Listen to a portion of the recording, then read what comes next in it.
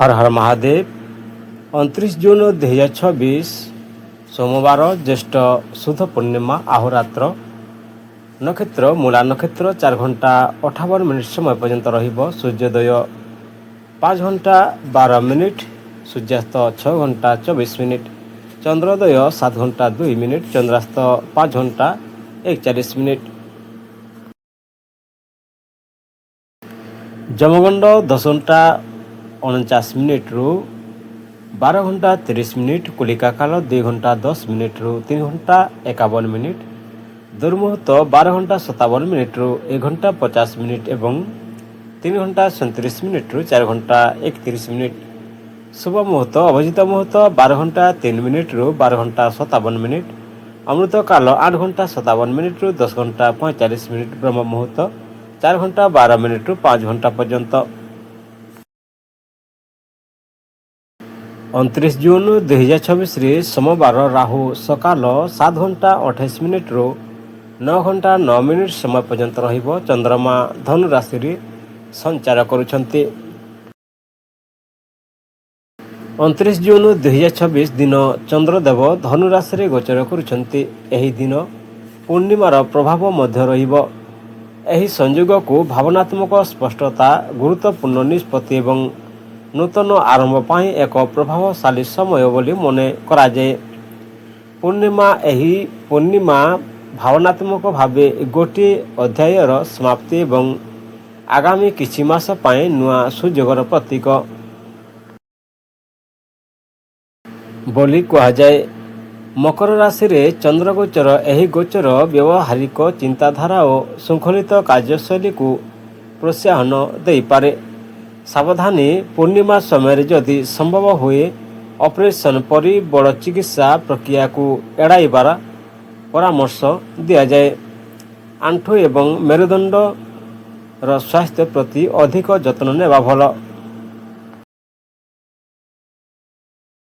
मेष राशि 29 जून 2026 रे चंद्रमा मुख्यतः धनुराशि रे गोचर करुछंती। मेष राशि रु एहा नवम भाव रे चंद्रंक गोचर। नवम भाव भाग्य, धर्म, गुरु, पिता, उच्च शिक्षा, तीर्थयात्रा और दीर्घ यात्रार प्रतीक रही। चंद्रंक एही गोचर मेष राशि पाई शुभ और भाग्यवर्धक मना जाए। एही दिन शुभ कार्य आरंभ करिबा एवं वयस्क आशीर्वाद नेबा बहुत शुभ फल। कार्यक्षेत्र भाग्यर सहयोग रे अटकी थिबा काम संपूर्ण होई पारे। उच्च अधिकारी किंबा गुरुजनक सहयोग मिलिबो। नुआ सुयोग और सम्मान पाइबार संभावना रही। व्यवसाय विस्तार पाई समय अनुकूल। दूरस्थ स्थान किंबा विदेश संबंधी कार्य रे लाभ मिलिबो। नुआ योजना आरंभ करि पारंते। परिवार, पिता और गुरुजनक आशीर्वाद मिलिबो। परिवार सह धार्मिक यात्रार जोग रही। घरे सकारात्मक परिवेश रहिबो। उपाय भगवान विष्णु किंबा भगवान शिव को पूजा करंतु। ओम सोम समय नमः मंत्र 108 थर जप करंतु। दूध, चावल किंबा धला वस्त्र दान करंतु। वृषभ राशि 29 जून 2026 रे चंद्रमा मुख्यतः धनु राशि रे गोचर करुछंती एवं डेरी रात्रि रे मकर राशि को प्रवेश करिवे। वृष राशि धनु राशि अष्टम भाव रे पड़ुछि। अष्टम भाव हठात परिवर्तन, गुप्त विषय, उत्तराधिकार, गवेषणा एवं मानसिक चापर प्रतीक। तेणु एही दिन धैर्य और सतर्कता सह काम करिबा भल रहिबो। रात्रि रे चंद्र मकर राशि को प्रवेश करिबा परे परिस्थिति धीरे धीरे अधिक अनुकूल होई पारे। कार्यस्थल रे छोट छोट बाधा आसीबो। अधिकारी सह तर्क एड़ांतु। गोपनीय कार्य रे सफलता मिलिबो। व्यवसाय, बड़ निवेश किंबा नुआ चुक्ति रे तोराहुड़ी करंतु नाही। पुराना बकेया आदाय पाई चेष्टा करंतु। भागीदारी व्यवसाय रे सुस्थता रखंतु। परिवारर वयस्क सदस्यों स्वास्थ्य प्रति ध्यान दियंतु। परिवार रे धार्मिक आलोचना किंबा पूजा पाठर जोग रही। स्वास्थ्य, पेट, रक्तचाप किंबा ଥକାପଣ ଅନୁଭବ ହୋଇପାରେ। ସନ୍ତୁଳିତ ଖାଦ୍ୟ ଓ ପର୍ଯ୍ୟାପ୍ତ ବିଶ୍ରାମ ନିଅନ୍ତୁ। ଯାନବାହନ ଚଲାଇଲା ବେଳେ ସତର୍କ ରୁହନ୍ତୁ।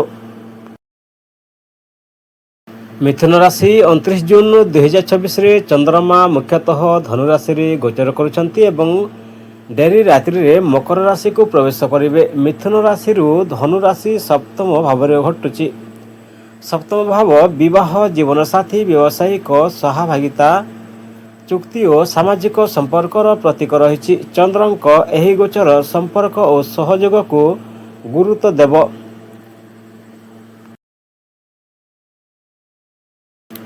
କାର୍ଯ୍ୟକ୍ଷେତ୍ର, କାର୍ଯ୍ୟସ୍ଥଳରେ ସହକର୍ମୀଙ୍କ ସହଯୋଗ ମିଳିବ। ନୂଆ ଚୁକ୍ତି କିମ୍ବା ବୈଠକରେ ସଫଳତା ମିଳିବ। ଉଚ୍ଚ ଅଧିକାରୀଙ୍କ ସହ ଭଲ ସମ୍ପର୍କ ରଖନ୍ତୁ। ବ୍ୟବସାୟ ଭାଗିଦାରୀ, ବ୍ୟବସାୟରେ ଲାଭର ସମ୍ଭାବନା ରହିଛି। ଗ୍ରାହକଙ୍କ ସହ ସମ୍ପର୍କ ଭଲ ହେବ। ନୂଆ ବ୍ୟବସାୟିକ ସୁଯୋଗ ମିଳିବ। ସ୍ୱାସ୍ଥ୍ୟ ସାଧାରଣତଃ ଭଲ ରହିବ। ମାନସିକ ଚାପ କମିବ।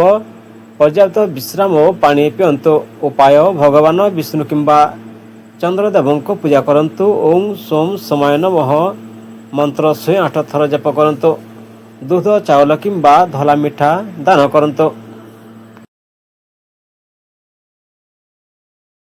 କର୍କଟ ରାଶି 29 ଜୁନ 2024ରେ ଚନ୍ଦ୍ରମା ମୁଖ୍ୟତଃ ଧନୁରାଶିରେ ଗୋଚର କରୁଛନ୍ତି ଏବଂ ଡେରି ରାତ୍ରିରେ ମକର ରାଶିକୁ ପ୍ରବେଶ କରିବେ। କର୍କଟ ରାଶିରୁ ଧନୁରାଶି ଷଷ୍ଠ ଭାବରେ ପଡ଼ୁଛି। ଷଷ୍ଠ ଭାବ ଶତ୍ରୁ, ଋଣ, ରୋଗ, ପ୍ରତିଯୋଗିତା, ସେବା ଏବଂ ଦୈନନ୍ଦିନ କାର୍ଯ୍ୟର ପ୍ରତୀକ ରହିଛି। ଚନ୍ଦ୍ରଙ୍କ ଏହି ଗୋଚର ପରିଶ୍ରମ ମାଧ୍ୟମରେ ସଫଳତା ଦେଇପାରେ। କାର୍ଯ୍ୟକ୍ଷେତ୍ର, କାର୍ଯ୍ୟସ୍ଥଳରେ ଦାୟିତ୍ୱ ବଢ଼ିବ। ପ୍ରତିଦ୍ୱନ୍ଦ୍ୱୀଙ୍କ ଉପରେ ବିଜୟ ମିଳିବାର ସମାଧାନ ରହିଛି। ପରିଶ୍ରମର ଫଳ ଧୀରେ ଧୀରେ ମିଳିବ। ବ୍ୟବସାୟରେ ଅଟକିଥିବା କାମ ଆଗକୁ ବଢ଼ିବ। ଗ୍ରାହକଙ୍କ ସହ ଭଲ ସମ୍ପର୍କ ରଖନ୍ତୁ। ଆଇନଗତ କିମ୍ବା କାଗଜପତ୍ର ସମ୍ବନ୍ଧୀୟ କାମରେ ସତର୍କ ରୁହନ୍ତୁ। ସ୍ୱାସ୍ଥ୍ୟ, ପୁରୁଣା ସ୍ୱାସ୍ଥ୍ୟ ସମସ୍ୟାରେ ସୁଧାର ଆସିବ। ପାଚନତନ୍ତ୍ର ଓ ଖାଦ୍ୟାଭ୍ୟାସ ପ୍ରତି ଧ୍ୟାନ ଦିଅନ୍ତୁ। ନିୟମିତ ବ୍ୟାୟାମ ଓ ବିଶ୍ରାମ ଉପକାରୀ ହେବ। ଉପାୟ ଭଗବାନ ଶିବଙ୍କୁ ଜଳ ଅର୍ପଣ କରନ୍ତୁ। ଓಂ ସୋମ ସମାୟ ନମଃ ମନ୍ତ୍ର 108 ଥର ଜପ କରନ୍ତୁ। ଦୁଧ, ଚାଉଳ କିମ୍ବା ଧଳା ମିଠା ଦାନ କରନ୍ତୁ। ସିଂହ ରାଶି 29 ଜୁନ 2024ରେ ଚନ୍ଦ୍ରମା ମୁଖ୍ୟତଃ ଧନୁରାଶିରେ ଗୋଚର କରୁଛନ୍ତି ଏବଂ ଡେରି ରାତ୍ରିରେ ମକର ରାଶିକୁ ପ୍ରବେଶ କରିବେ। ସିଂହ ରାଶିରୁ ଧନୁରାଶି ପଞ୍ଚମ ଭାବରେ ପଡ଼ୁଛି। ପଞ୍ଚମ ଭାବ ଶିକ୍ଷା, ବୁଦ୍ଧି, ସନ୍ତାନ, ପ୍ରେମ, ସୃଜନଶୀଳତା ଓ ପୂର୍ବ ପୁଣ୍ୟର ପ୍ରତୀକ ରହିଛି। ଚନ୍ଦ୍ରଙ୍କ ଏହି ଗୋଚର ସାଧାରଣତଃ ଶୁଭ ଓ ସକାରାତ୍ମକ ଫଳ ଦେଇଥାଏ। କାର୍ଯ୍ୟକ୍ଷେତ୍ରରେ ଆପଣଙ୍କ ଦକ୍ଷତା ଓ ପ୍ରତିଭାର ପ୍ରଶଂସା ହେବ। ନୂଆ ଯୋଜନାରେ ସଫଳତା ମିଳିବ। ସୃଜନଶୀଳ କାମରେ ଉଲ୍ଲେଖନୀୟ ପ୍ରଗତି ହେବ। ବ୍ୟବସାୟରେ ନୂଆ ସୁଯୋଗ ମିଳିବ। ନିବେଶ କରିବା ପୂର୍ବରୁ ଯଥେଷ୍ଟ ବିଚାର କରନ୍ତୁ। ଗ୍ରାହକଙ୍କ ସହ ଭଲ ସମ୍ପର୍କ ଲାଭଦାୟକ ହେବ।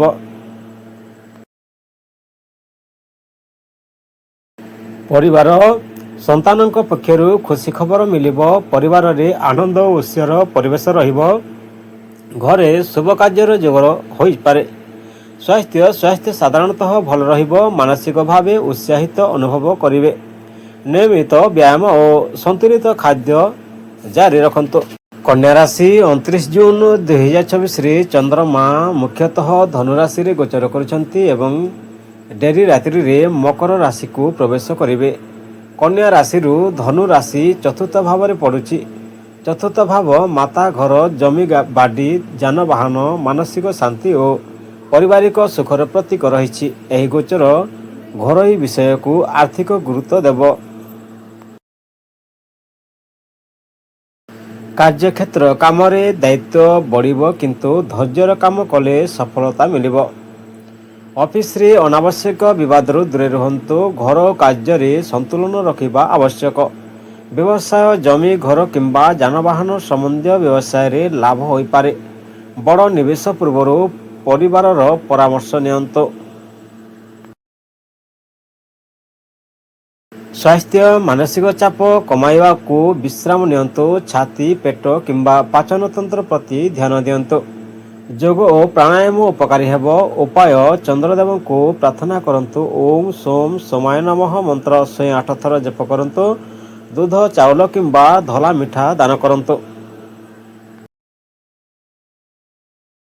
ତୁଲା ରାଶି 29 ଜୁନ୍ 2026ରେ ଚନ୍ଦ୍ରମା ମୁଖ୍ୟତଃ ଧନୁ ରାଶିରେ ଗୋଚର କରୁଛନ୍ତି ଏବଂ ଡେରି ରାତ୍ରିରେ ମକର ରାଶିକୁ ପ୍ରବେଶ କରିବେ। ତୁଲା ରାଶିରୁ ଧନୁ ରାଶି ତୃତୀୟ ଭାବରେ ପଡ଼ୁଛି।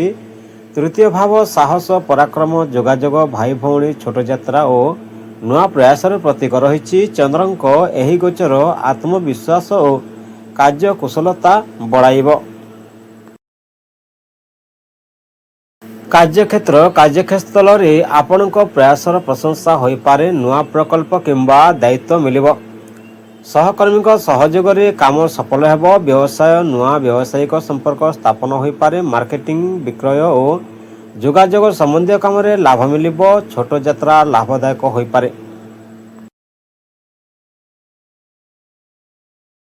ପରିବାର: ଭାଇ ଭଉଣୀ ସହଯୋଗ ମିଳିବ। ପରିବାରରେ ଖୁସିର ପରିବେଶ ରହିବ। ଛୋଟ ଧାର୍ମିକ କିମ୍ବା ପାରିବାରିକ ଯାତ୍ରାର ଯୋଗ ରହିଛି।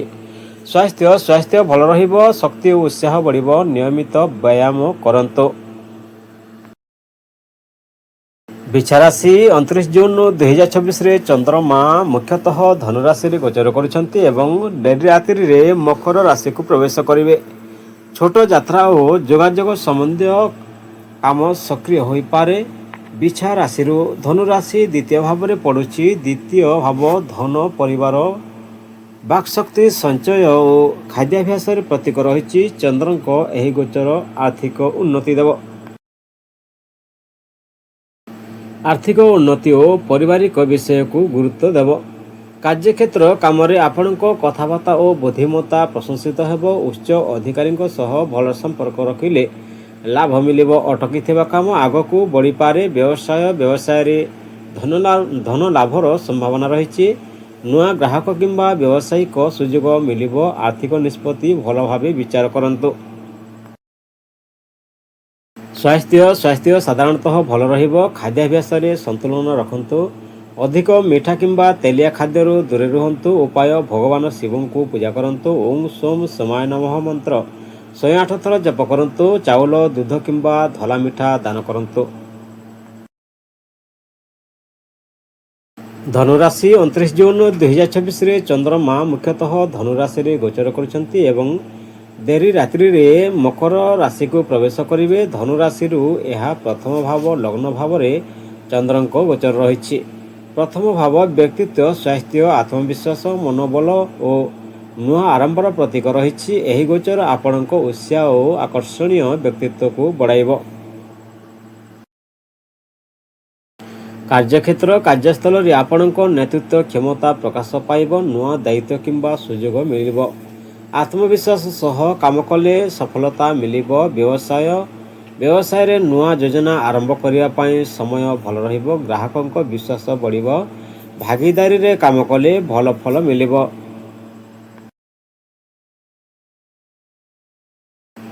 ପ୍ରେମ ଓ ଦାମ୍ପତ୍ୟ: ପ୍ରେମ ସମ୍ପର୍କରେ ମଧୁରତା ବଢ଼ିବ। ବିବାହିତ ଜୀବନରେ ଖୁସି ଓ ବୁଝାମଣା ରହିବ। ଅବିବାହିତଙ୍କ ପାଇଁ ନୂଆ ସମ୍ପର୍କର ସମ୍ଭାବନା ରହିଛି। ଉପାୟ: ଭଗବାନ ବିଷ୍ଣୁ କିମ୍ବା ଭଗବାନ ଶିବଙ୍କୁ ପୂଜା କରନ୍ତୁ। ଓମ୍ ସୋମ୍ ସୋମାୟ ନମଃ ମନ୍ତ୍ର 108 ଥର ଜପ କରନ୍ତୁ। ଦୁଧ, ଚାଉଳ କିମ୍ବା ଧଳା ମିଠା ଦାନ କରନ୍ତୁ। ମକର ରାଶି 29 ଜୁନ୍ 2026ରେ ଚନ୍ଦ୍ରମା ଦିନର ଅଧିକାଂଶ ସମୟ ଧନୁ ରାଶିରେ ରହିବେ ଏବଂ ଡେରି ରାତ୍ରିରେ ମକର ରାଶିକୁ ପ୍ରବେଶ କରିବେ। ସେହିପରି ଦିନର ବଡ଼ ଅଂଶରେ ମକର ରାଶି ପାଇଁ ଚନ୍ଦ୍ର ଦ୍ୱାଦଶ ଭାବରେ ଗୋଚର କରିବେ। ଦ୍ୱାଦଶ ଭାବ ବିଦେଶ, ଖର୍ଚ୍ଚ, ବିଶ୍ରାମ, ଆଧ୍ୟାତ୍ମିକତା ଓ ଅନ୍ତର୍ମୁଖୀ ଚିନ୍ତାର ପ୍ରତୀକ ରହିଛି। ରାତ୍ରିରେ ଚନ୍ଦ୍ର ଆପଣଙ୍କର ଜନ୍ମ ରାଶିରେ ପ୍ରବେଶ କରିବେ। ପରେ ଆତ୍ମବିଶ୍ୱାସ ଓ ମାନସିକ ଶକ୍ତି ବଢ଼ିବ। କାର୍ଯ୍ୟକ୍ଷେତ୍ର କାମରେ ଅଧିକ ପରିଶ୍ରମ କରିବାକୁ ପଡ଼ିପାରେ। ବିଦେଶ କିମ୍ବା ଦୂରସ୍ଥ ସ୍ଥାନ ସହ ଜଡ଼ିତ କାର୍ଯ୍ୟରେ ସୁଯୋଗ ମିଳିବ। ଗୁରୁତ୍ୱପୂର୍ଣ୍ଣ ନିଷ୍ପତ୍ତି ରାତି ପରେ ନେବା ଅଧିକ ଭଲ ହୋଇପାରେ। ବ୍ୟବସାୟ: ଅନାବଶ୍ୟକ ନିବେଶରୁ ଦୂରେ ରୁହନ୍ତୁ। ବକେୟା କାମ ସମାପ୍ତ କରିବାକୁ ଚେଷ୍ଟା କରନ୍ତୁ। ପରିବାରର ସଦସ୍ୟଙ୍କ ପ୍ରତି ସହଯୋଗ ମନୋଭାବ ରଖନ୍ତୁ। ଘରେ ଶାନ୍ତିପୂର୍ଣ୍ଣ ପରିବେଶ ବଜାୟ ରଖନ୍ତୁ।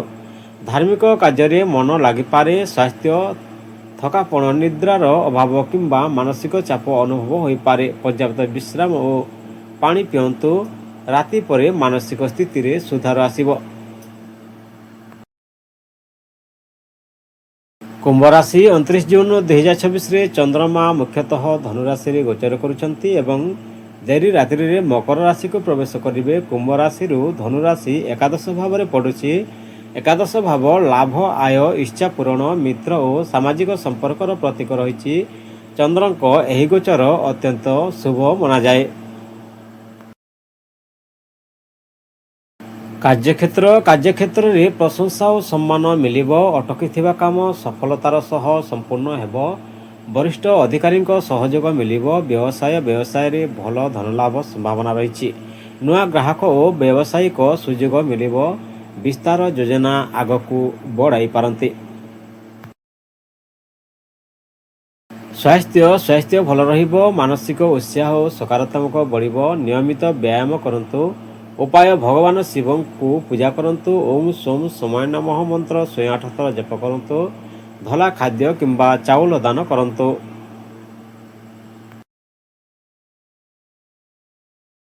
ମୀନ ରାଶି 29 ଜୁନ୍ 2026ରେ ଚନ୍ଦ୍ରମା ମୁଖ୍ୟତଃ ଧନୁରାଶିରେ ଗୋଚର କରୁଛନ୍ତି ଏବଂ ଡେରି ରାତ୍ରିରେ ମକର ରାଶିକୁ ପ୍ରବେଶ କରିବେ। ମୀନ ରାଶିରୁ ଧନୁରାଶି ଦଶମ ଭାବରେ ପଡ଼ୁଛି। ଦଶମ ଭାବ କର୍ମ, ପେଶା, ସମ୍ମାନ, ପଦ ପ୍ରତିଷ୍ଠା ଓ ସାମାଜିକ ଛବିର ପ୍ରତୀକ ରହିଛି। ଚନ୍ଦ୍ରଙ୍କ ଏହି ଗୋଚର କର୍ମକ୍ଷେତ୍ରରେ ସକ୍ରିୟତା ଓ ପ୍ରଗତିର ସୂଚନା ଦେଇଥାଏ। କାର୍ଯ୍ୟସ୍ଥଳରେ ଆପଣଙ୍କ କାମର ପ୍ରଶଂସା ହୋଇପାରେ। ଉଚ୍ଚ ଅଧିକାରୀଙ୍କ ସହଯୋଗ ମିଳିବ। ପଦୋନ୍ନତି କିମ୍ବା ନୂଆ ଦାୟିତ୍ୱର ସମ୍ଭାବନା ରହିଛି। ବ୍ୟବସାୟରେ ଲାଭ ଓ ବିସ୍ତାରର ସୁଯୋଗ ମିଳିବ। ନୂଆ ବ୍ୟବସାୟିକ ସମ୍ପର୍କ ସ୍ଥାପନ ହେବ। ସରକାରୀ କିମ୍ବା ବଡ଼ ସଂସ୍ଥା ସହ ଜଡ଼ିତ କାମରେ ସଫଳତା ମିଳିବ।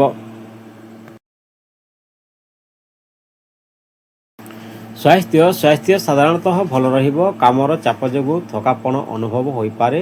ପର୍ଯ୍ୟାପ୍ତ ବିଶ୍ରାମ ଓ ସନ୍ତୁଳିତ ଖାଦ୍ୟ ନିଅନ୍ତୁ। ଉପାୟ ଭଗବାନ ଶିବଙ୍କୁ ଏବଂ ବିଷ୍ଣୁ ଭଗବାନଙ୍କୁ ପୂଜା କରନ୍ତୁ। ଓಂ ସୋମ ସମୟ ନମଃ ମନ୍ତ୍ର 108 ଥର ଜପ କରନ୍ତୁ। ଦୁଧ, ଚାଉଳ କିମ୍ବା ଧଳା ବସ୍ତ୍ର ଦାନ କରନ୍ତୁ। ଭିଡ଼ିଓକୁ ଶେଷ ପର୍ଯ୍ୟନ୍ତ ଦେଖିଥିବାରୁ ଧନ୍ୟବାଦ। ହର ହର ମହାଦେବ। ବନ୍ଦେ ମାତାରାମ।